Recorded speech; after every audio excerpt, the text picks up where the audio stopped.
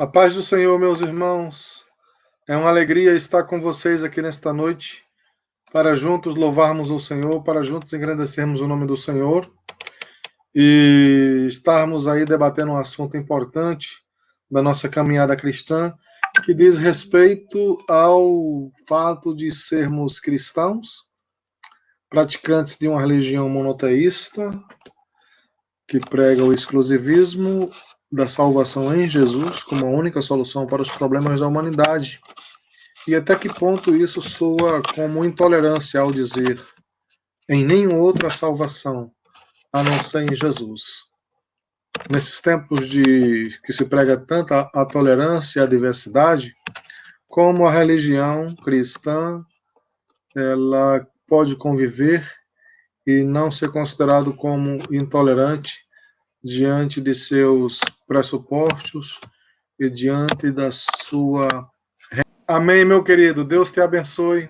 Obrigado a você, meu querido irmão Carlos, líder do CAI Alpha em Campinas, transmitindo direto de João Pessoa neste momento. Amados irmãos, já estamos aqui a postos com os nossos irmãos, o professor Otiniel, professor Jonas Mendes, e estamos aqui. Jonas, paz do Senhor, prazer estar com você aqui conosco nesta noite. Está me ouvindo? Paz do Senhor, professor, pastor Jossi, é um prazer, uma alegria estar participando com vocês aqui, viu? Fico muito feliz mesmo pelo convite. Amém. Sou eu mesmo que está aqui, viu? Apesar da barba, quarentena aí. Rapaz, eu também estou com uma aqui, mas a minha ainda é de bebê ainda, né? A minha tá... Não. Eu vou chegar lá ainda. Agora eu chego lá. Eu quero apresentar para você o professor Otiniel. Ele é o nosso irmão em Cristo, militante da evangelização universitária. Já participou de movimentos do CAI Alpha em vários lugares. Ele é psicólogo. Otiniel, você está aí? É psicólogo e é obreiro cristão também no Nordeste. E eu não sei se ele deu uma saidinha, se está tendo algum problema de comunicação. Mas, Jonas, é um prazer estar contigo aqui. Nós vamos tratar esse tema, Jesus como verdade absoluta e o conceito de tolerância. E para começar esse tema, está entrando aí o Otiniel. Otiniel, tá tudo bem? Paz do Senhor? Tudo em paz, paz do Senhor, meus irmãos. Um prazer estar com vocês aqui nessa noite. Quero te apresentar o Jonas, nosso amigo aqui, militante também da evangelização universitária. Ele é filósofo, teólogo. Já falei de você para ele também. Deixo vocês à vontade para se cumprimentarem nesse momento inicial. Ótimo, é um prazer conhecer você, Otiniel. Você comentou comigo. E aí, te vi nas redes sociais aí, para mim é uma alegria estar participando aqui com você nesse momento tão importante, conhecendo, né, aprendendo juntos e ainda ajudando a levar a verdade de Deus para inúmeras pessoas. Também digo mesmo, meu irmão Jonas, é um prazer estar com você aqui nessa noite, né, compartilhando dessa live, a oportunidade de nós falarmos de um tema tão relevante e atual, né, nesses dias dos quais nós estamos vivendo. Também tive o contato com você através das redes sociais, vi o que você explana, os textos que você trabalha, e que Deus continue abençoando no seu ministério. Amém, glória a Deus. Aleluia. Amém, irmãos. Vocês estão me ouvindo bem? Aqui o meu fone não está funcionando legal. Estão me ouvindo bem? Eu estou ouvindo bem. Ok. Então vamos assim. Irmãos, o tema de hoje, dentro dessa série que a gente criou chamada Os Desafios Contemporâneos ao Cristianismo, é a seguinte afirmação: Jesus como verdade absoluta e o conceito de tolerância. Que nós que passamos pela academia, na área de ciências sociais e sociais aplicadas, a gente vê que reina como sentença quase que uma outra verdade absoluta, né? Apesar de que ele diz que tudo é relativo, menos essa expressão, que não há uma verdade absoluta, nem no campo das ciências sociais, nem no campo da religião, e que quem se predispõe nesse momento a pregar a sua verdade, a sua crença ou a sua filosofia como verdade absoluta, excluindo as demais, estaria, assim, de certa forma, contribuindo para a intolerância em sociedade. Nesse viés, o cristianismo se apresenta, e ele, para ser cristianismo verdadeiro, ele tem que se apresentar como a única verdade, como o único caminho que conduz à vida. O próprio Jesus falou isso. João 14,6 é um texto bíblico muito conhecido de todos, cristãos e não cristãos, quando Jesus diz: eu sou o caminho, a verdade e a vida, e ninguém vem ao Pai senão por mim. Quando a gente lê Atos, capítulo 4, versículo 12, o apóstolo Pedro diz: em nenhum outro há salvação, porque debaixo do céu nenhum outro nome há dado entre os homens pelo qual devamos ser salvos. O cristianismo se situa, o cristianismo se apresenta no mundo como a única solução para o problema do pecado do homem. Se apresenta como o único caminho, como o único Deus vivo e verdadeiro, que é o Senhor Jesus Cristo, que é o Pai, o Filho e o Espírito Santo, que constitui um Deus existente em três pessoas. Há centenas de expressões na Bíblia onde há essa reivindicação, tanto no Antigo quanto no Novo Testamento, de que o nosso Deus é o único Deus. Desde o Antigo Testamento, quando a Bíblia registra o que Moisés falou: ouve, ó Israel, o nosso Deus é o único Deus, ele é o único Senhor, não há outro Deus. E o próprio Deus, quando estabelece o código legislativo, a sua lei, ele diz: olha, não terás outros deuses diante de mim. Quando Jesus aparece, ele diz: eu sou o bom pastor. Os que vieram antes de mim são ladrões e salteadores. Então, o texto bíblico está recheado de versículos que reivindicam a exclusividade do Evangelho e do Deus da Bíblia como únicos e suficientes, absolutamente suficientes. Então, nosso desafio hoje aqui nesta noite é colocar lado a lado as nossas percepções e mostrar que o cristianismo não é intolerante, não é disseminador de dissensões, mas ele é o caminho, a verdade e a vida. Ou seja, como apresentar um evangelho exclusivo, uma solução exclusiva, um caminho exclusivo no mundo que prega diversidade e tolerância. Então, pela ordem alfabética, como o Otiniel é convidado de fora, Jonas, vamos começar pelo Otiniel, ok? Você tem um tempo para José, então. Fala e depois o Jonas vai fazer a fala dele e a gente vai interagindo. Ok, então, como o Josi falou, né, de fato, o cristianismo, né, o que nós cremos, a crença ao qual nós temos plena convicção, ele traz verdades absolutas, ele traz verdades singulares, ele traz verdades exclusivas, como já foi citado aqui alguns textos, um texto clássico é João 14,6, eu sou o caminho, a verdade e a vida, ninguém vem ao Pai a não ser por mim. E há outros textos, como Atos capítulo 4, versículo 12, que vai dizer que em nenhum outro há salvação, dentre outros textos. Então, nós observamos que, uma vez que creiamos no cristianismo, uma vez que creiamos na Bíblia, essa crença requer de nós uma exclusividade em relação às demais crenças. O que acontece nos dias atuais, na contemporaneidade, é que a maneira como a tolerância ela vem sendo propagada, ela vem sendo disseminada, ela modificou aquilo que lhe era peculiar. Outrora, nós tínhamos uma definição de tolerância que era o respeito, que era a consideração às crenças e opiniões contrárias às nossas, e ponto final.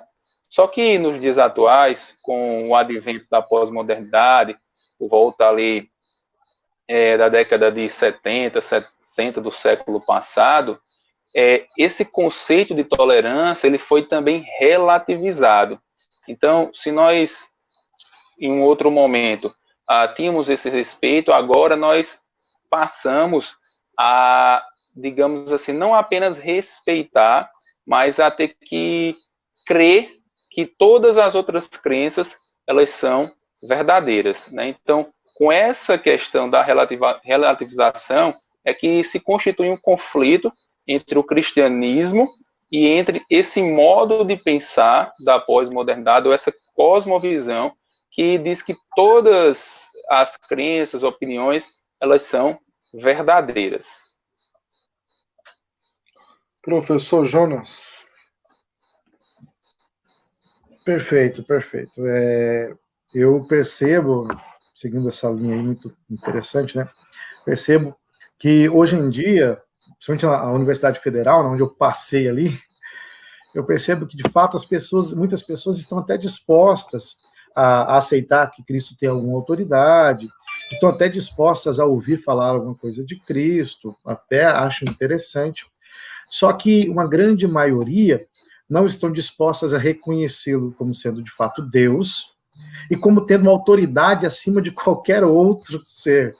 Então, eles reconhecem que Cristo é importante, porque Cristo tem um papel na cultura nossa, na cultura ocidental, né? Cristo exerce um papel, assim como o Buda tem um papel em outra região e tudo mais. Ou seja, me parece que a ideia é mais uma tentativa de ser polido, né, intelectualmente falando, a ponto de dizer, nós reconhecemos assim um legado na cultura ocidental que o cristianismo tem, que de fato Cristo é muito importante. Lembrei até do Lewis aqui, né, um professor de moral, um grande professor de moral, Lewis vai dizer, isso é impossível, né, se ou Jesus era Deus, ou ele não podia ser professor de moral, né? Ou ele era Deus, ou era um lunático, um mentiroso. Professor de moral era impossível que ele fosse, porque ele se declarava divino, e se ele não fosse Deus, ele era um mentiroso, e um mentiroso jamais poderia ser um professor de moral.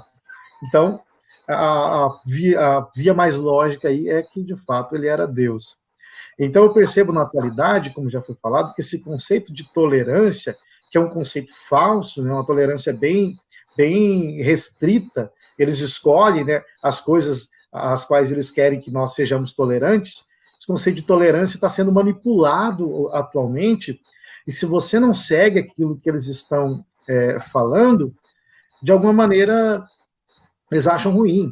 Então, eu lembro, por exemplo, na modernidade, eu acho que vocês estão me ouvindo bem aí, né? Tá dando para ouvir bem, né? Perfeito, perfeito. Ótimo. Eu lembro que na modernidade, quando começaram essa discussão com a tolerância, você tinha grandes homens, por exemplo, como John Locke, Lessing, Voltaire, escrevendo sobre, né? O John Locke teve uma carta sobre a tolerância, o Voltaire também. E naquela época, aquele cenário de guerra, de briga, né, entre católicos e protestantes, John Locke dizia, olha, vamos ser tolerantes, vamos fazer o que Jesus fez, vamos amar o outro e tudo mais, né? E aí, só que o conceito de tolerância deles era um conceito interessante, porque era uma tolerância que, de alguma maneira, direcionava só para as coisas que eles acreditavam. Por exemplo, John Locke dizia que não devíamos aceitar os ateus. Então, a tolerância dele era contra... algumas pessoas eram alvo dessa tolerância, outros não. Voltaire, por exemplo, eu acho que você vai precisar... Voltaire, por exemplo, ao escrever sobre a tolerância, é algo interessante, só que ele também era contra a igreja como instituição. Então, a tolerância dele, na verdade, era bem restrita. Eu sou tolerante, mas a igreja tem que ser destruída. Destruir é infame, ele dizia. Então, a tolerância dele era muito limitada. E hoje, parece que as pessoas continuam seguindo essa mesma ideia, de que, olha, você até pode falar de Cristo, mas você fala de Cristo simplesmente como uma crença subjetiva, não pode dizer que ele tem nenhum papel para a sociedade, não pode dizer que Cristo está acima, que é superior, que é soberano, a singularidade de Cristo não pode ser afirmada. Porque quando você tenta se impor e afirmar a singularidade de Cristo, aí se torna um problema. Porque as pessoas não querem aceitar isso, né? É uma dificuldade, inclusive, a questão que eu vejo na atualidade. O professor Jonas, ele trouxe a ideia do cristianismo visto como algo subjetivo. E aí é interessante a gente fazer um resgate a partir do que Nancy Pearce, no seu livro Verdade Absoluta, ela traz no que diz respeito à história do desenvolvimento da dicotomia entre aquilo que é subjetivo e aquilo que é objetivo, entre questão de valor e aquilo que não é valor, do público e do privado. Então, a gente observa que em tempos atrás o cristianismo ele não abraçava essa dicotomia. Quando a gente vai ver, por exemplo, a época dos puritanos, você não vai ver uma distinção entre servir a Deus na igreja e servir a Deus por meio do trabalho, por meio da sua vocação, no que diz respeito à profissão. Ao longo da história, que essa dicotomia ela foi prejudicando o cristianismo. Então, nos dias atuais, o cristianismo ele é visto como algo subjetivo, algo particular, algo privado. Então, aquilo que nós pensamos, a crença que nós temos, ela não é, digamos assim, propícia para a esfera pública. Então, eu tenho que crer na minha casa, eu tenho que crer na minha igreja, eu tenho que crer naquele meu convívio, mas eu não posso expressar isso em esfera pública, eu não posso expressar isso em o meu público. Então, essa dicotomia é que nós, enquanto cristãos, nós não podemos aceitar.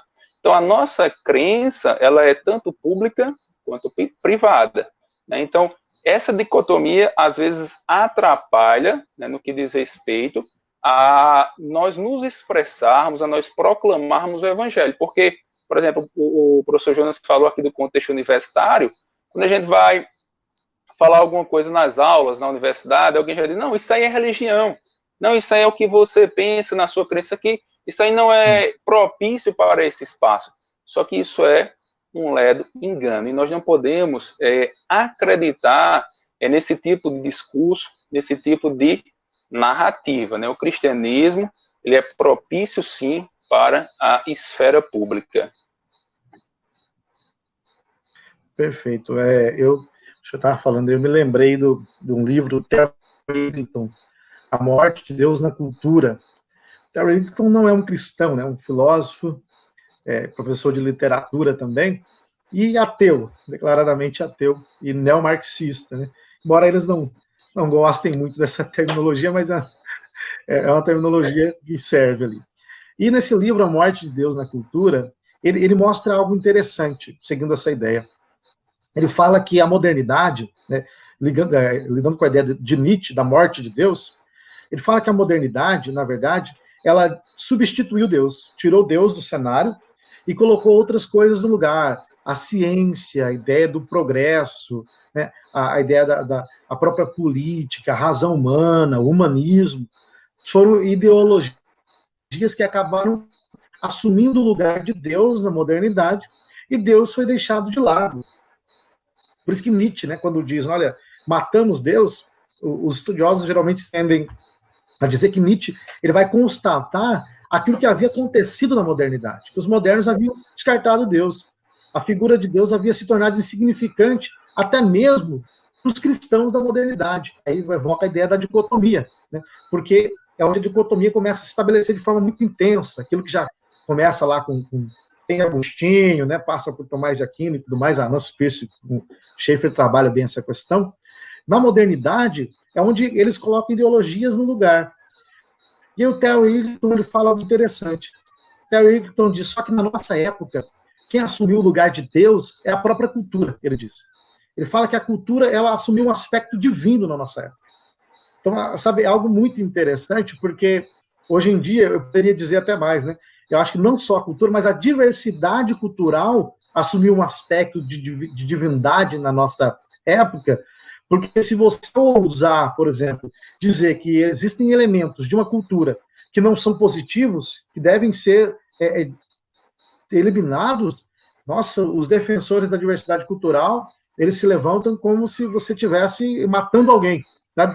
E dizer, por exemplo, que existem elementos na cultura indígena que, de fato, não é favorável, como crianças que, às vezes, nascem com alguma necessidade especial que você vai matar, ou alguma outra cultura que não valoriza a vida humana, como, por exemplo, antigamente com os hindus, né, morria-se o homem, a mulher era queimada na pira funerária do marido.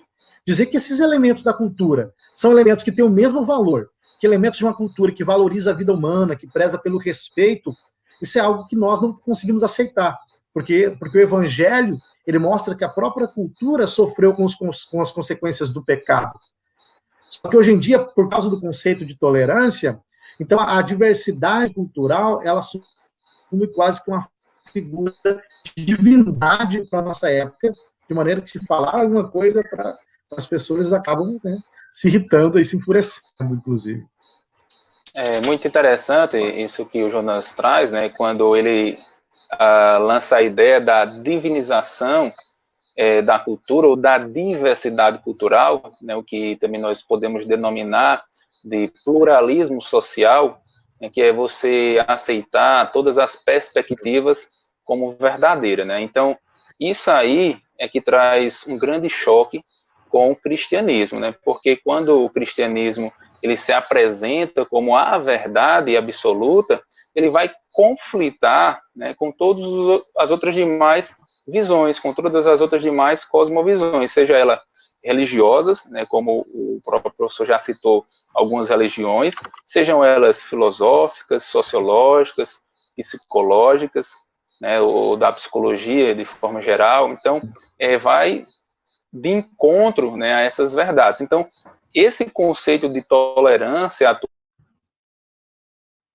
que diz nós devemos entender que todas as opiniões, que todas as crenças, elas são verdadeiras, exceto aquela que diz que ela é exclusiva, exceto aquela que diz que ela é a única verdade. Isso é tão notório que fiz uma anotação aqui, que a declaração da ONU sobre o direito vinculado à tolerância, ela vai deixar isso bem claro, quando ela diz que deve ser rejeitado todo tipo de dogmatismo, né? Então, a gente observa que é nesse ponto onde o cristianismo ele conflita, né, com essas demais cosmovisões, visões e religiões. Isso, perfeitamente. Eu me lembro que um dia eu estava lá na UFMT e estava tendo uma mostra de antropologia cultural, né, uma mostra de antropologia cultural. E aí, dentre um pedacinho, estava bem assim, destruidores da cultura, né? Então, eles deixaram um canto reservado para aquilo que eles chamavam de elementos que destruíam a cultura. E aí, tinha uma ala reservada para o cristianismo. O cristianismo estava ali como sendo um destruidor de cultura. Então, a ideia central ali é de que o cristianismo não deve, de maneira nenhuma, entrar nesses locais.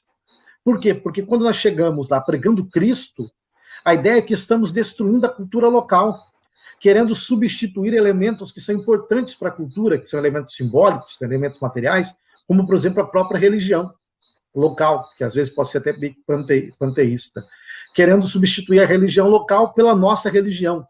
E aí eles dizem que isso é um aspecto eurocêntrico, é o eurocentrismo, né? É o Ocidente chegando aí, querendo impor os seus valores sobre aquela outra cultura, e, na verdade, nós não devemos fazer isso. Essa tendência é muito forte na antropologia hoje, principalmente a antropologia cultural, com um pensador chamado Franz Boas. Ele vai dizer que o estudioso, ele simplesmente olha a cultura, analisa a cultura, entende a cultura, mas nunca de maneira alguma julga a cultura, nunca de maneira alguma ele vai tentar impor os seus valores àquela cultura, não, ele não faz isso, ele só estuda e analisa a cultura.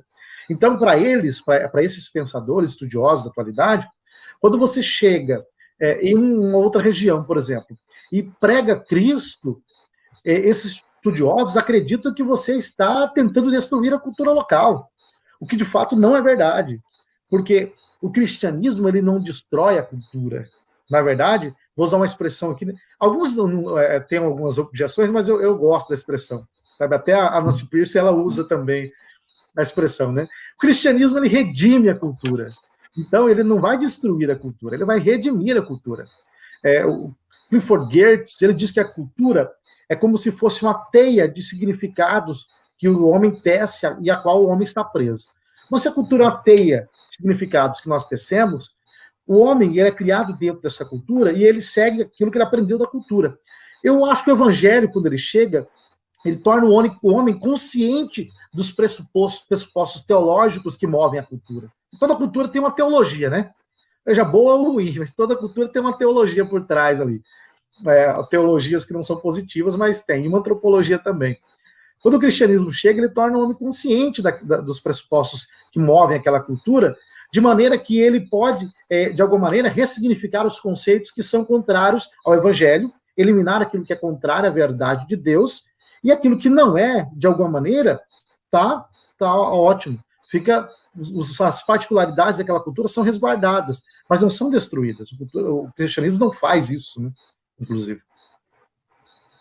É muito boa, né, essa análise que vai mostrar que, de fato, o cristianismo ele não destrói a cultura, ele não elimina a cultura. E o professor traz também aí a ideia, né, da redenção da cultura. É interessante que, quando a gente vai lá para Gênesis capítulo 2, versículo 14, né, a gente vai ver ali o que nós costumamos denominar de mandato cultural. E nós, enquanto cristãos, precisamos entender que nós somos produtores de cultura. Muitas vezes nós sofremos, muitas vezes nós estamos passando por essa intolerância, justamente porque nós abdicamos o lugar do qual Deus nos constituiu como produtores de culturas.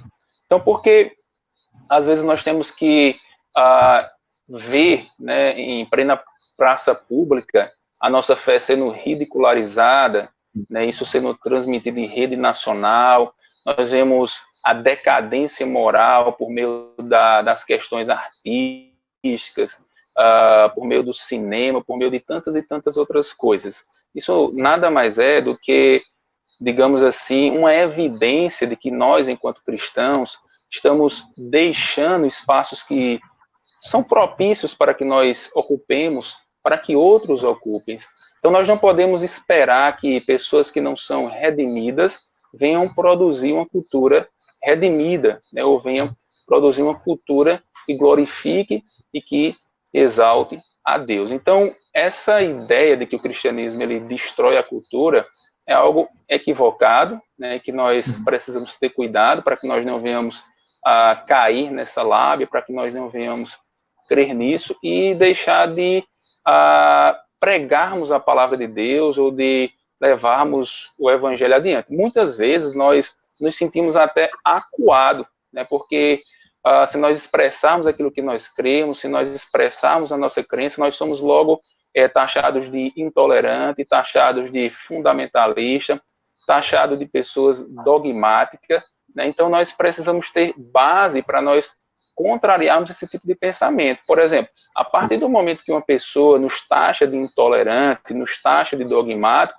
ele próprio se constitui intolerante e dogmático, né? Porque ele está absolutizando, né, ou tornando absoluto a crença de que todas as verdades elas devem ser consideradas. Então, esse conceito, por si só, ele se constitui auto-excludente. Ele, por si só, ele se exclui e se destrói. Justamente, né? E o problema é que quem utiliza desse argumento, a maioria das vezes não percebe isso, né? Ou percebe, né? E às vezes é tão desonesto que não dá a mínima importância, né? Você tem pessoas que, de fato, às vezes não percebem a incoerência do que estão falando, e tem pessoas que às vezes são desonestas mesmo, né, que não se importam. É interessante comentários sobre a questão do mandato cultural, né, e como que nós abrimos mão dessa nossa tarefa, né, de levar a verdade de Deus e a construir cultura e influenciar, né. Nós percebemos isso, por exemplo, na nossa área, né, nós que atuamos aí. Parece que Deus, vou usar a ideia ali, parece que Deus está morto nas ciências, né? Parece que Deus não exerce influência nenhuma. Você pega, por exemplo, a filosofia, né? Psicologia, você pode falar com mais propriedade, mas Deus não é levado em consideração, né? É aquela ideia, né, de que Deus foi banido, né, do céu, do inconsciente, Deus foi banido da existência humana, então não há lugar mais para Deus nas ciências. Então você percebe, por exemplo, que muitos cristãos hoje em dia, quando estudam filosofia, estudam psicologia, estudam direito, por exemplo, física ou qualquer outra área, eles não conseguem enxergar, por exemplo, uma maneira de glorificar a Deus naquilo ali, e nem conseguem enxergar como que a fé dele faz sentido com aquilo que ele estuda. Parece que aquilo que ele estuda não tem nada a ver com Deus. Não tem nada a ver com Deus. Ele está estudando lá, eu estudo matemática, mas o que isso tem a ver com Deus? O que isso tem a ver com igreja? Deus não é... Eu vou na igreja no final de semana e falo com Deus e tudo mais, oro antes de sair de casa, mas quando eu chego na faculdade eu quero saber de integral, quero saber de derivadas, Deus não tem nada para me dizer a respeito disso. E se uma pessoa, como por exemplo Isaac Newton, Galileu Galilei, Johannes Kepler, ouvisse uma coisa dessa, ele ia ficar espantado, porque para eles, na verdade, a matemática é a linguagem divina, né? Eles diziam que o universo foi escrito em caracteres matemáticos, e que Deus que criou o universo, que outras as coisas, também criou a mente humana com capacidade suficiente para entender as leis do universo, porque o universo expressa uma ordem racional derivada do próprio Deus. Então, quando você estudava o humano, por exemplo, o próprio ser humano, você estudava um ser que foi criado à imagem e semelhança de Deus. Então, existem ordem na criação, ordem no próprio ser humano, padrão que nós podemos encontrar, que reflete essa imagem divina em toda a criação. Podemos dizer que são as digitais do Criador, aí sendo demonstradas em toda a criação. De maneira que todas as ciências faziam sentido, porque todas elas, à sua maneira, ajudavam a entender um aspecto da criação que refletia um pouco da glória de Deus. E hoje em dia parece que perderam essa dimensão, né? Parece que não tem mais isso. Eu vejo aquilo que o Hermann Dorwell vai dizer, né? Que a autonomia do pensamento humano no Ocidente, né? O crepúsculo do pensamento ocidental, né? Ele fala que o Ocidente, o ser humano, ele assumiu a autonomia e a ciência se tornaram autônomas, né? Você vai para a psicologia, vai para a filosofia, Deus ali, não, deixa Deus de lado. Vamos falar agora. Você vai falar de Deus, não, vamos falar da função de Deus. Deus é uma função inconsciente ali, um desejo reprimido, algo assim, mas Deus não é um ser existente, criador. É algo interessante, né? Você percebe como está acontecendo hoje. E é tão curioso, assim, você que está nos ouvindo, parece que assim, a gente está divagando demais, mas o que acontece? Quando a gente traz essa ideia de mandato cultural, quando a gente traz essa ideia das ciências humanas, das ciências exatas, se nós observarmos esses lugares, né, de construção do conhecimento, do saber, observem que eles é quem são intolerantes em relação ao cristianismo.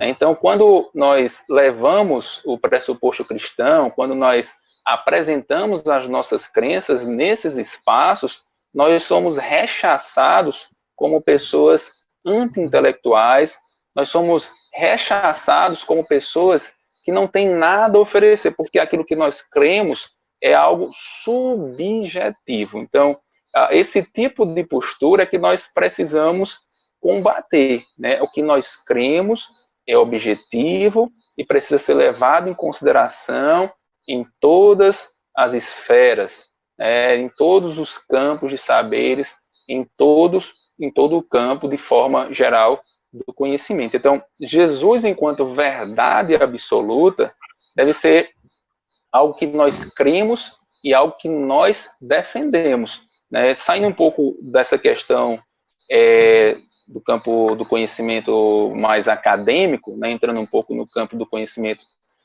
da religião, a gente observa que existe um discurso aí que diz que todas as religiões, elas levam ao céu ou elas levam a Deus, ou que, na verdade, as religiões, elas são, digamos assim, parecidas e, em essência, elas são iguais, apenas na sua superficialidade que elas são diferentes. Isso não é verdade, né? Quando a gente pega, por exemplo, um dos pontos do cristianismo, que é Deus, né? A crença em Deus, o ser de Deus, a pessoa de Deus, e a gente compara de forma rápida com algumas religiões, como, por exemplo, o islamismo, a gente vai ver que o Deus, né, dos muçulmanos, ele é totalmente diferente do Deus do cristianismo, né? Uma diferença básica é que o nosso Deus é triuno, né? Em contrapartida, o Deus dos muçulmanos, né, Alá,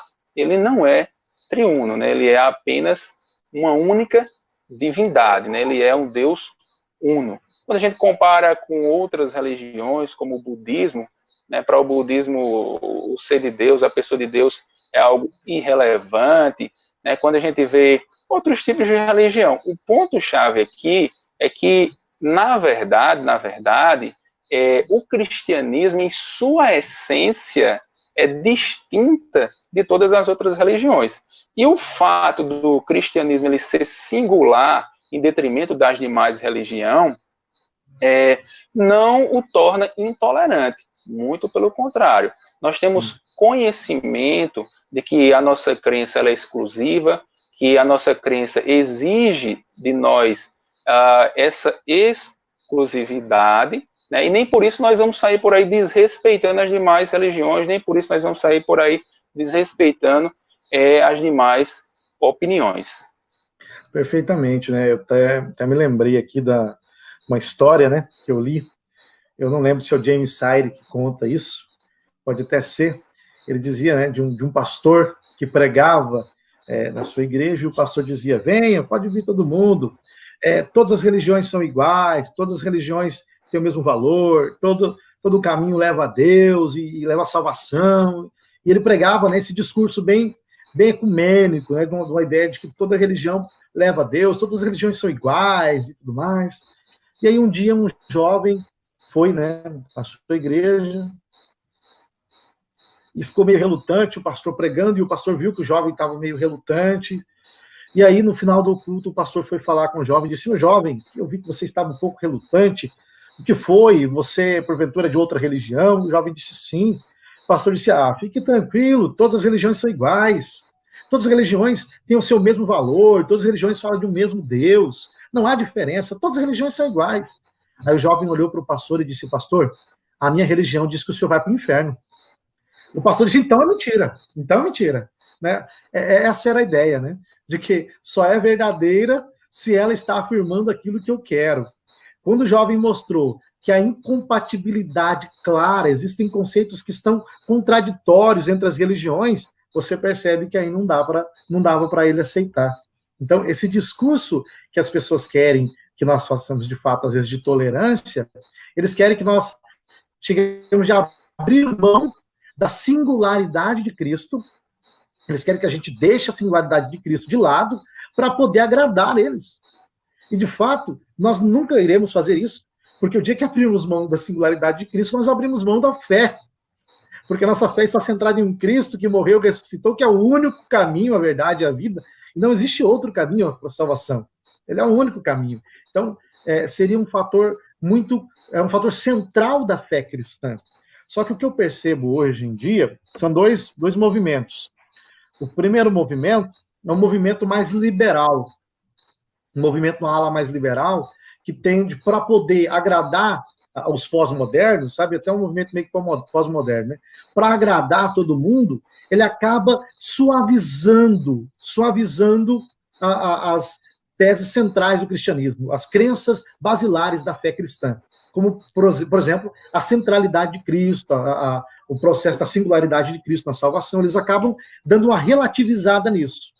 E outro movimento que existe é um fundamentalismo cego. Estou usando fundamentalismo, uma palavra bem comum, né? A gente sabe que o fundamentalismo, quando ele surge nos Estados Unidos como um movimento positivo de afirmação das doutrinas cristãs. Mas existe um fundamentalismo cego também, como já foi mencionado aqui, né, de pessoas que, em nome do que acreditam, acabam desrespeitando o outro, acabam tentando impor a força, né?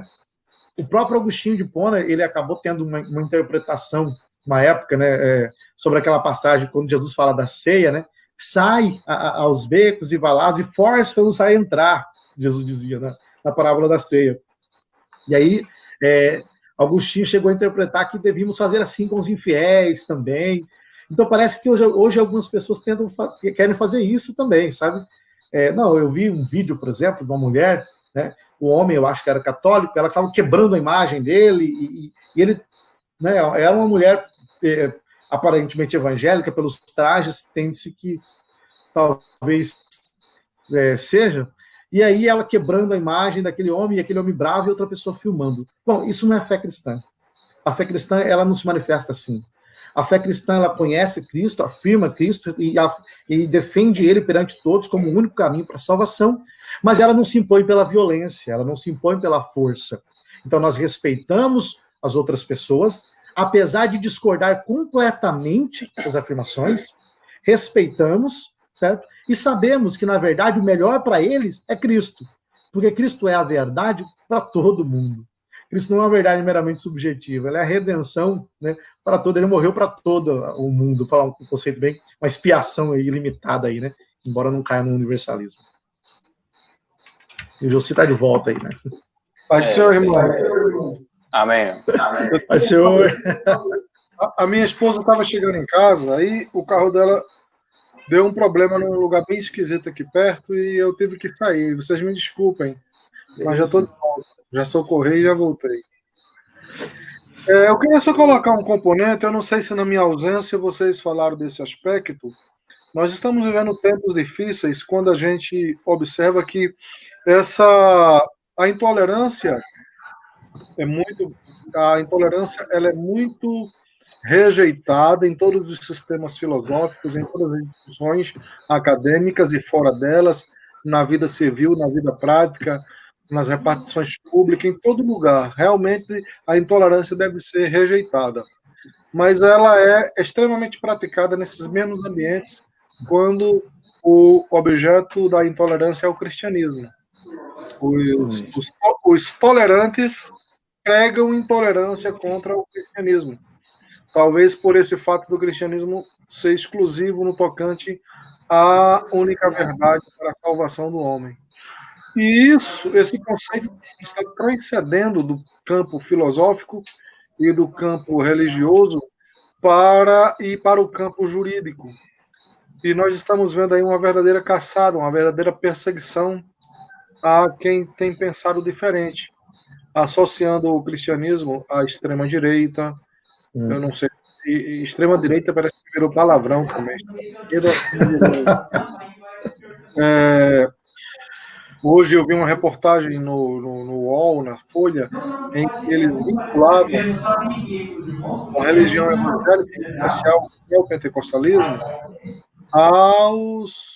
ao crime organizado, ao terceiro comando, né, da crime, né, associando que o tráfico de drogas e o crime, a bandidagem em alguns morros do Rio de Janeiro está aliada às igrejas neopentecostais ou igrejas pentecostais aí extremadas, e a gente está vendo uma semente de que o evangelho ele prega intolerância contra os cultos afros, prega intolerância contra gays, contra a comunidade LGBT, e se alguém desavisadamente ou de forma até extremada confunde a condenação que Deus faz e a Bíblia faz do pecado com o pecador, isso aí é uma questão de interpretação equivocada particular.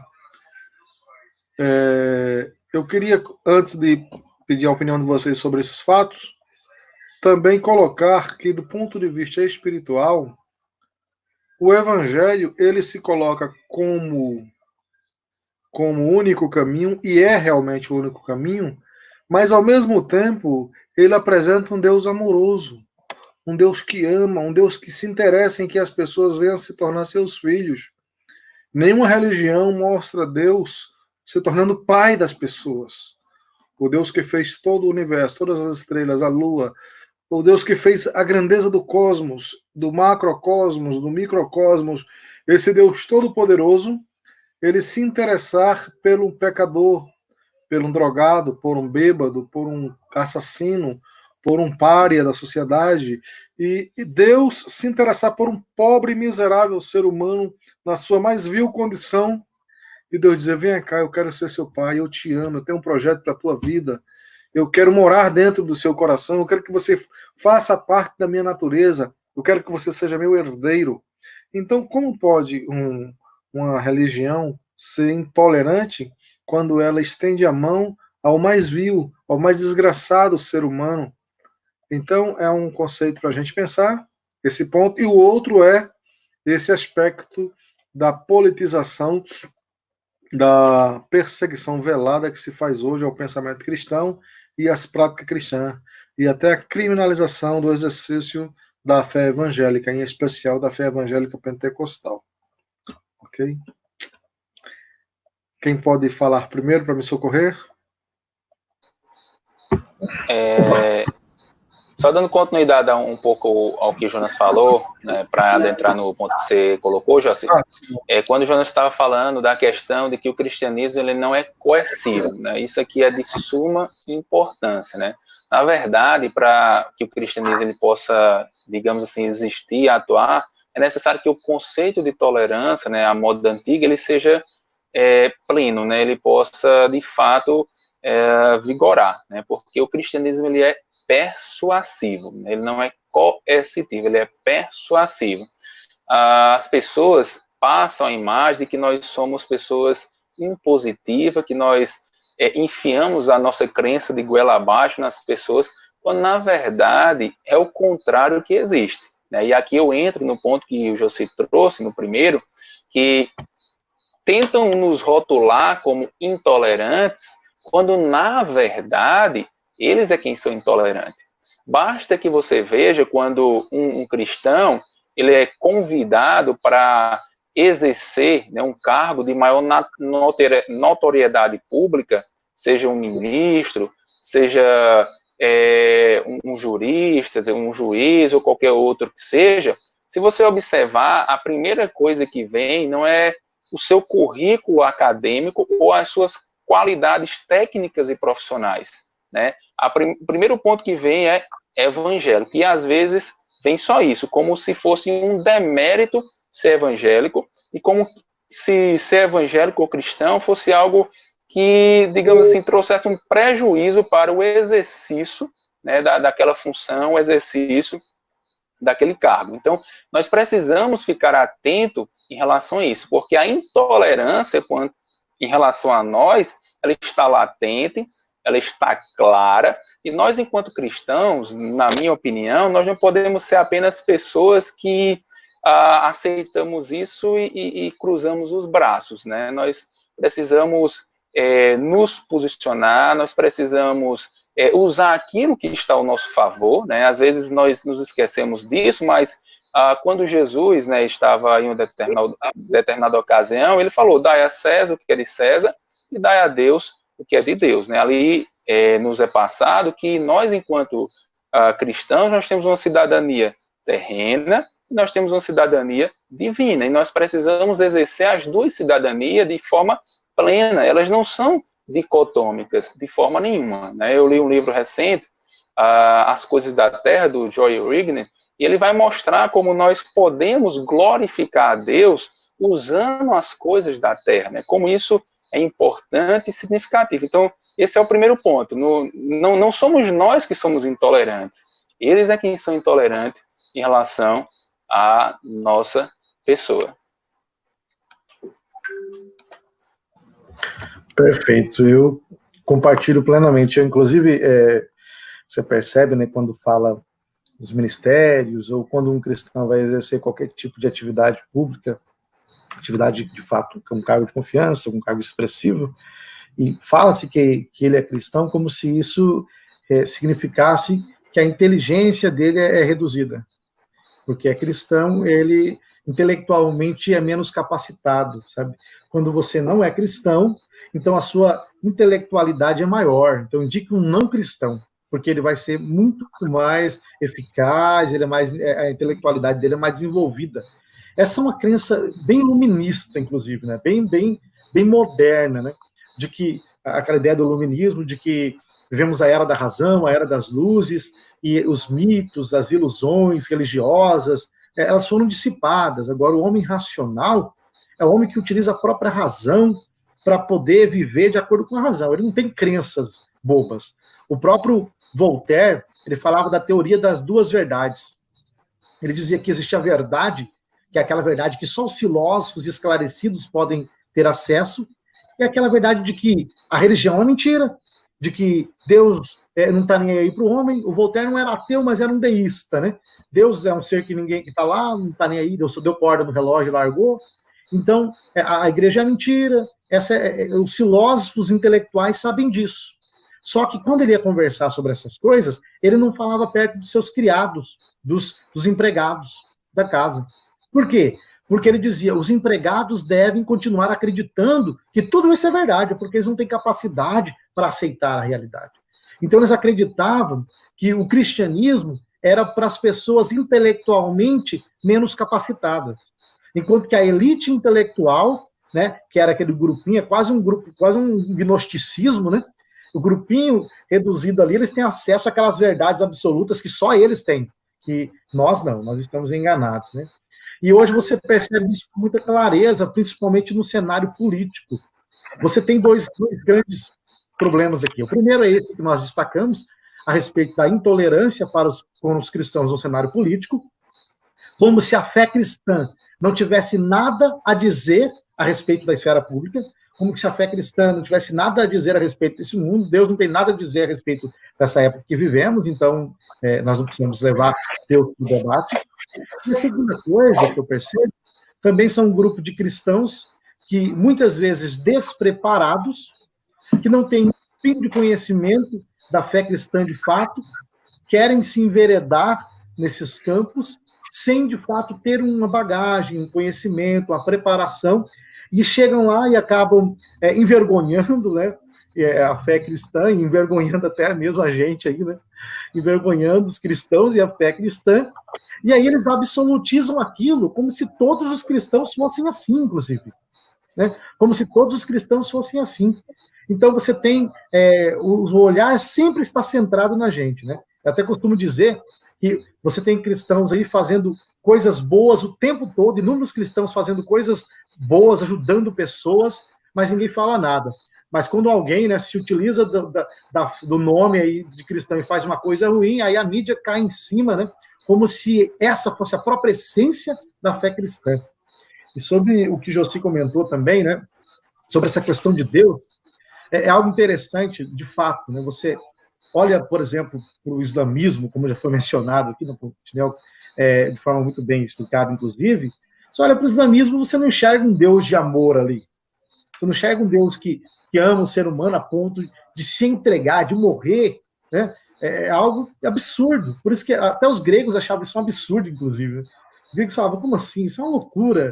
Aristóteles, por exemplo, dizia que Deus é impassível, Deus não sofre paixões, ou seja, Deus só ama a si mesmo, Deus só pensa a si mesmo, Deus amar um ser humano falível como a gente, e ainda vir na cruz do Calvário, morrer na cruz por nós, para nos dar a redenção, isso, para quem não conhece esse Deus, acha isso um absurdo. É o que Paulo vai dizer, né, que Deus prova o seu amor para conosco, Deus morrendo por nós, sendo nós ainda pecadores. Quando você olha para outras religiões, por exemplo, o que você tem lá, na verdade, é uma figura de Deus que é totalmente estranha, esquisita. Vamos pensar, por exemplo, no sistema de castas que os hindus se utilizam. Você vê uma pessoa sofrendo na miséria e você não pode nem ajudar aquela pessoa, porque aquilo é o karma dela. Ela tem que pagar pelos seus pecados de uma vida anterior, de um, sei lá do que é, porque ela tem que sofrer na miséria e você não pode estender a mão. Eu acho interessante, naquele livro Inimaginável, Jeremiah Johnson, né? Jeremiah Johnson, ele mostra como que o cristianismo mudou, por assim dizer, a concepção que nós tínhamos de mundo. Pensa, por exemplo, com os gregos e romanos, né? Os gregos, eles tinham uma concepção em que o mal fazia parte da própria ordem da criação. Por exemplo, Platão, ele vai dizer que esse mundo é o mundo das sombras, né? É o mundo, a imagem, por assim dizer, do mundo real, que é o mundo das ideias. Então, esse mundo é um mundo limitado, de alguma maneira. O mal faz parte da própria ordem da criação desse mundo aqui. E aí aparece o cristianismo e diz, não, o mal, ele não faz parte da criação. O mal, na verdade, é um intruso. E o mal, ele vai ser erradicado. Na verdade, o mal veio com o pecado e tudo mais. E o mal não faz parte da criação, porque a criação é obra das mãos de Deus e ela é boa. Então o mal veio depois. O cristianismo, ele muda significativamente a estrutura da sociedade. Para os gregos e romanos, por exemplo, até o direito romano, desculpa falar um pouco demais aí, eu estou enterrando a minha argumentação aqui. Os gregos e os romanos, por exemplo, eles tendiam a enxergar, por exemplo, o ser humano como sem valor algum. O seu valor era derivado da família que você nasceu e das posses que você tinha. Então você tinha valor se você nasceu em uma família boa e se você tinha posses. Senão você não vale nada. Não existe o princípio da dignidade humana. Tanto é que para os gregos e também para os romanos, Se uma criança nascesse com alguma necessidade especial, tinha que ser morta. O direito romano das 12 tábuas afirmava isso de forma muito clara. Com o cristianismo, isso vai ser eliminado. Porque o cristianismo introduz, dentro da criação, o princípio da dignidade humana. Todos foram criados à imagem e semelhança de Deus. O mal, ele existe, mas vai ser dissipado. E Deus é um Deus que nos ama, que se importa conosco. Então, falar desse Deus não é ser intolerante, mas é amar as pessoas a tal ponto de querer que elas vivam também essa maravilha que nós estamos vivendo. Então, eu acho que isso é muito importante. Jonas, me permita, Otiniel, só colocar, complementando alguma coisa aqui biblicamente.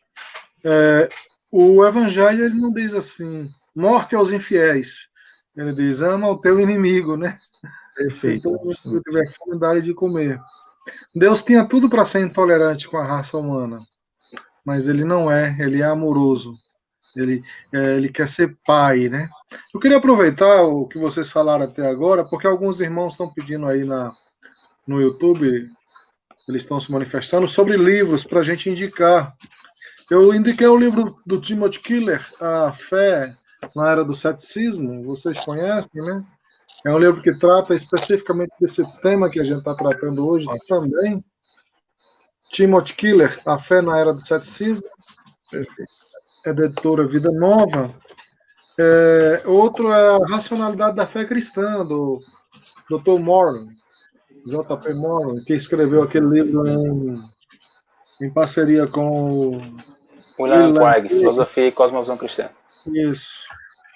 Ele é professor orientador da faculdade lá da Universidade de Baiola. Alguns irmãos do Caio Alfa estão fazendo o mestrado em apologética na faculdade de Baiola. É um luxo, né? Esse último que o Jonas citou é esse aqui. É o Inimaginável, né? É isso, Jonas? Isso, perfeito. Esse mesmo. Então, o que seria do mundo sem o cristianismo? Certo? É um livro fino, muito bom, de uma leitura agradável. E outro, no mesmo sentido, mais antigo do que ele, é esse aqui, do James Kennedy. Ele diz, e se Jesus não tivesse nascido? É um livro excepcional, hein? Então, se alguém tá... Eu vou escrever também lá no YouTube para vocês provavelmente adquirir esses livros, que vai ajudar a dar um entendimento. Eu quero ouvir o Otiniel.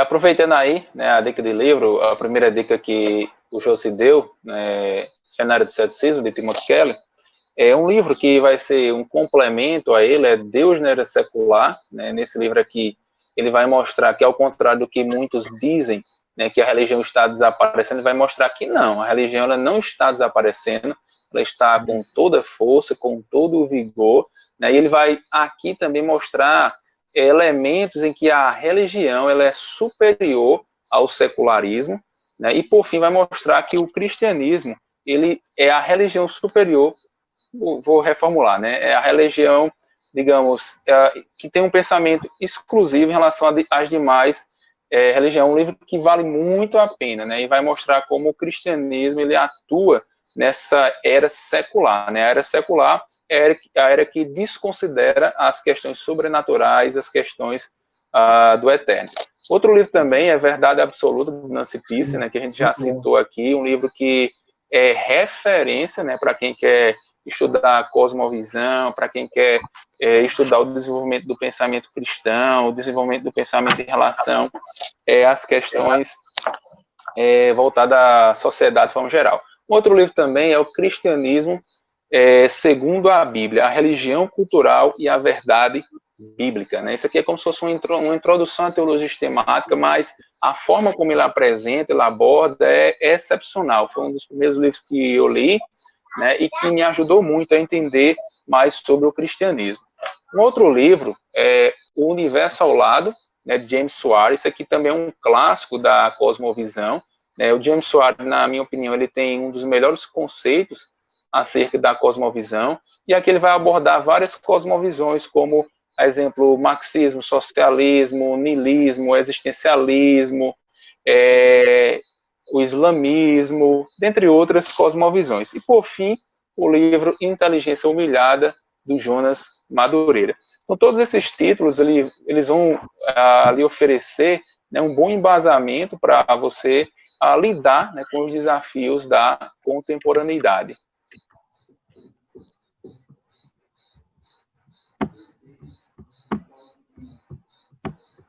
Então, esses são alguns livros que eu creio que seja interessante e importante para vocês poderem pesquisar. Ótimo. Eu acho que o José estava travado, seu áudio, José. Não escutei, já sei você. Desculpe, eu não tinha desativado. Nós vivemos um momento muito bom aqui no Brasil com literatura. Isso aí que a gente mostrou é apenas uma pontinha do que já existe, né?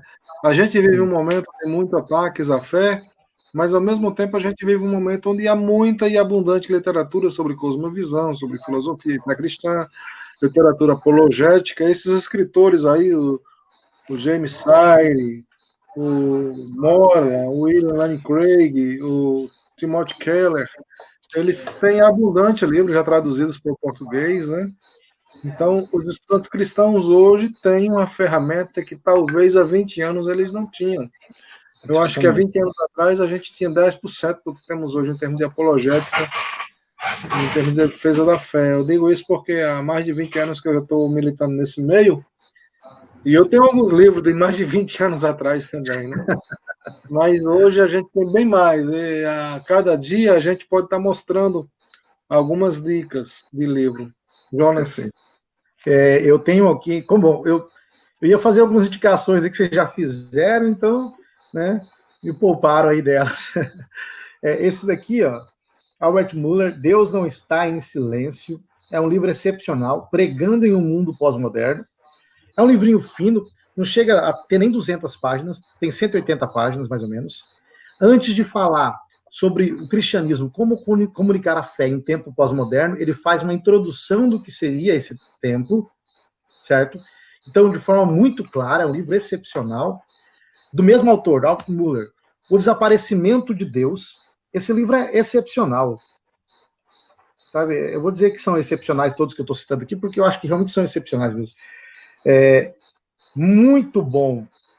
Ele mostra, por exemplo, como que você vai dialogar com a ideia de Deus em questões como beleza, verdade, por exemplo, conhecimento, arte. Como que você dialoga com Deus nessas áreas? Ele, inclusive, ele mostra, né, como que você pode tratar, por exemplo, a visão cristã da beleza, a disciplina na igreja, por exemplo, e outras coisas mais. É muito legal. Ele fala algo interessante nesse livro, né? Ele diz que o pior de tudo da nossa época não é que estamos perdendo, por exemplo, uma visão cristã da beleza, uma visão cristã da família, uma visão cristã do casamento, da sexualidade. Ele diz que o pior de tudo não é nem isso. O pior de tudo é que se esquecemos do que perdemos. Ou seja, já nem sabemos mais o que perdemos. Porque quando as pessoas se lembram, olha, antigamente, né, a visão cristã sobre a família dizia isso. Hoje em dia as pessoas nem sabem mais o que é a visão cristã sobre isso. Então nem tem consciência mais do que perdeu, do quão bom isso era, né? É uma coisa séria. Outro livro organizado pelo D.A. Carson, A Verdade, a comunicação do evangelho em um mundo pós-moderno. Ele organizou esse livro aqui, e você tem inúmeros pensadores escrevendo aqui, um livro de 300 e poucas páginas, né? Tá, 442 páginas.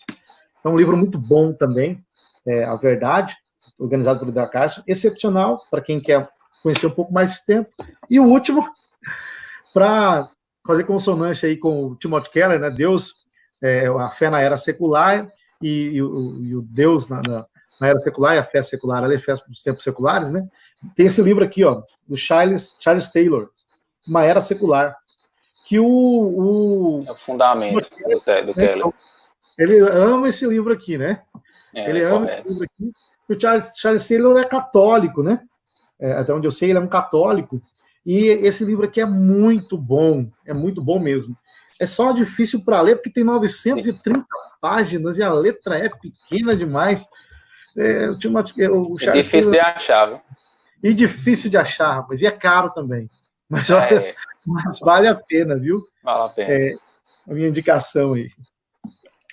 Pessoal, eu queria propor para vocês, estamos caminhando para o final, que caso vocês possam, a gente se encontrar novamente de hoje a 15 dias nesse mesmo local, porque eu queria aprofundar com vocês na questão de como nos livrarmos de clichês, ou então como destruirmos sofismas e clichês que colocam em nós a pecha de intolerantes, a pecha de contrários à diversidade, e mostrar que, pelo contrário, estamos espalhando amor, estamos transformando a sociedade com o poder do Evangelho. A gente podia se aprofundar mais nesse tema. Eu, só para fechar aqui, eu vi uma fala do o Jonas, você falou aí da questão do iluminismo, como muita gente atribui ao período do iluminismo a época em que se saiu das trevas da ignorância. Na verdade, eu vejo o iluminismo como um período de muito obscurantismo e de uma decadência da humanidade. E o Bill Hybels fala alguma coisa sobre isso. Eu vi uma fala recente do ministro do Supremo Tribunal Federal, o Roberto, esqueci agora, sobre Barroso, atribuindo que a questão de discurso de ódio ele está calcado no fundamentalismo e remonta ao período pré-iluminista, e é isso que alguns segmentos da sociedade estão trazendo para os dias atuais. Então, clichês como discurso de ódio, intolerantes, homofóbicos e por aí vai, nós devemos ter uma resposta pronta, mansa, pacífica, mas contundente para restabelecer a verdade e a natureza do Evangelho. Então, eu queria ver se a gente se encontrava novamente daqui a 15 dias, Alteniel e Jonas, e para a gente aprofundar mais nessas questões. Hoje eu acho que foi aí uma apresentação daquilo que a gente pode fazer. Ótimo. E para vocês fazerem as considerações finais para a gente caminhar para o encerramento, porque já estamos aí há mais de 1 hora e a turma deve estar cansada. Eu acho assim, uma sugestão, seria legal se pudesse elencar algumas perguntas para a gente responder também, né, na outra live. Boa E ideia. aí eu acho que é interessante. Eu estou disponível. Seriam perguntas prévias no caso, Jonas? Como? Seriam perguntas prévias no caso, não é isso? Isso. Pronto. Que aí a gente pegaria, né? Direcionava mais, né? Isso mesmo, pega o Instagram ali, né, do Caio Alfa ali, e acho que faria algumas perguntas, selecionaria algumas, mandaria para a gente daria uma olhada e no dia a gente estaria respondendo também as perguntas. Eu acho que seria bem legal também, né? Uma sugestão, se porventura vocês acharem viável depois em... É possível fazermos, e também, se alguém quiser perguntar no dia, se estiver dentro do tema, vai ser bem-vinda a pergunta. Vai ser bem-vindo também, perfeito. Então vamos lá, irmãos. Vamos começar pelo Otiniel, ouvindo aí as alegações finais. As considerações finais é que foi um privilégio, um prazer estar com vocês aqui nessa noite, né? Fazia um bom tempo que eu não tinha visto o Joci, né? Mas louvo a Deus pela vida dele, né? E como ele tem esse amor, né? Esse desejo pela obra missionária voltada para os universitários, isso é muito louvável, né? Também fico muito feliz e grato em conhecer o Jonas, né? Eu pude aprender muito nessa noite com ele, e isso para mim é muito precioso, né? A mensagem que eu gostaria de deixar é que nós, enquanto cristãos, né, nós não somos intolerantes, né, como querem rotular-nos, de forma nenhuma. Apesar de nós crermos em uma verdade absoluta, nós não saímos por aí, digamos assim, maltratando as pessoas, xingando as pessoas, desrespeitando as pessoas. E eu encerro com um dizer de John Piper, em um devocional dele, Uma Vida Voltada para Deus. Ele vai tratar sobre a tolerância vinculada aos ateus, e ele vai dizer o seguinte, no seu 5º ponto: mostre com clareza que Deus mesmo é o fundamento de seu compromisso com a ordem democrática pluralista. Não porque o pluralismo é o ideal de Deus, e sim porque, em um mundo caído, a coerção legal não produzirá o reino de Deus. Os crentes concordam em tolerar crenças não cristãs, incluindo crenças naturalistas e materialistas. Não porque o comprometimento com a supremacia de Deus é irrelevante, e sim porque tal comprometimento tem de ser espontâneo, pois do contrário será indigno. temos um fundamento teocêntrico para tolerarmos o ateísmo. Se o meu reino fosse deste mundo, os meus ministros se empenhariam por mim. João 18:36. O fato de que Deus estabelece seu reino por meio do milagre da fé e não por força de armas de fogo, significa que os crentes não endossarão, nesta época, governos coercivos, cristãos ou seculares. Que Deus vos abençoe. Amém, meu irmão. Jonas? Bom, eu também quero fazer aqui os meus agradecimentos, né? Professor Jossi, pelo convite, fiquei muito feliz. Conhecer o Otiniel, né? Prazer, de fato, fui enriquecido aqui, viu, com a sua fala, e fiquei muito, muito feliz mesmo por poder aí te conhecer, e espero que a amizade se fortaleça aí com o tempo, né? Para a glória de Deus. Eu também quero deixar aqui uma palavra, né, às pessoas que estão nos ouvindo, sejam cristãs ou não, dizer que, de fato, nós seremos conhecidos, não como aqueles que, de fato, faziam violência, porque não é isso que Cristo fez.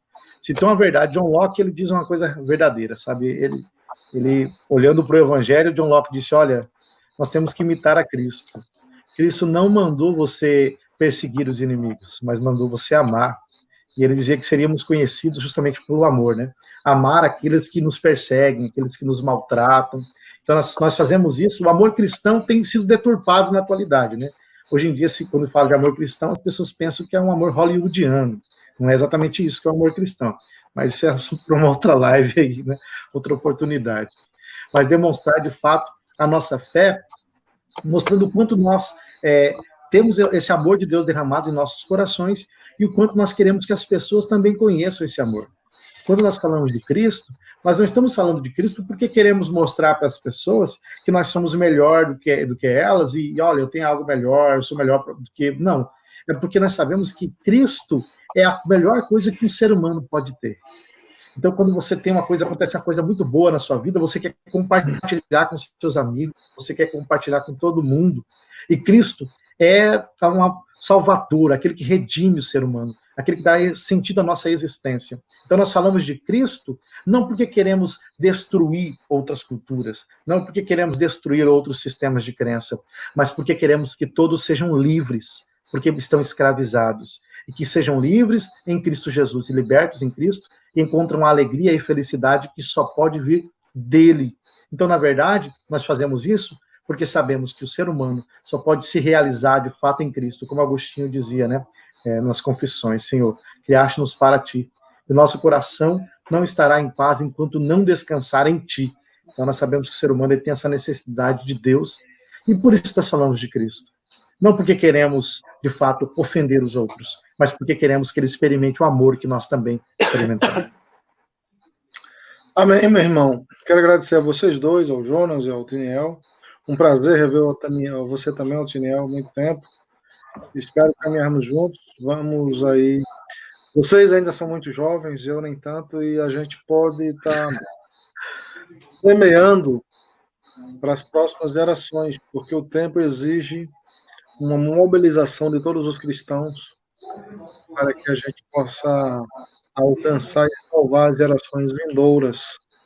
Então, eu convido a vocês para caminharmos juntos, produzindo falas, produzindo materiais de qualidade para o Ministério Universitário, e que isso seja apenas o começo aí de uma grande parceria, de uma grande caminhada. Eu quero finalizar também deixando com a frase do escritor Ravi Zacarias, que semana passada o Senhor recolheu a eternidade. No seu livro chamado Por que Jesus é Diferente, eu li isso há mais de 10 anos, ele fala a seguinte expressão: a verdade não pode ser sacrificada no altar da tolerância. A tolerância, ela tem seus limites, e o limite da tolerância é o amor e a verdade. O amor e a verdade, eles têm que contornar a tolerância. Então, de forma alguma, a verdade pode ser sacrificada. Em nome da tolerância, nós não podemos apagar a luz do sol, senão o mundo vai congelar e vai andar em trevas. Então, irmãos, agradeço a vocês o convite. Que Deus abençoe a cada um, as vossas famílias. E de hoje a 15 dias estaremos juntos aqui novamente. Quero aproveitar o ensejo para convidar a galera universitária. Para o próximo sábado, nós vamos ter aí o Papo Universitário com o doutor Edson Talarico e com sua esposa, a doutora Kézia. O Edson Talarico é um intelectual, é um professor universitário, pastor, Assembleia de Deus em Dourados, Mato Grosso do Sul. E ele tem uma história de vida muito linda, testemunho muito lindo, muito poderoso, como Deus trabalhou na vida dele. Se vocês puderem participar também, serão bem-vindos, o Peniel e Jonas. Outra coisa que quero pedir a vocês, escrevam artigos, compartilhem conosco vídeos e artigos. Estamos iniciando esse portal e queremos que ele se torne uma ferramenta na mão dos estudantes desse país, para a glória do nome do Senhor. Um abraço a vocês e até a próxima, de Jesus. Amém, abraço e Deus abençoe a todos que participaram conosco ouvindo. Um abraço a todos.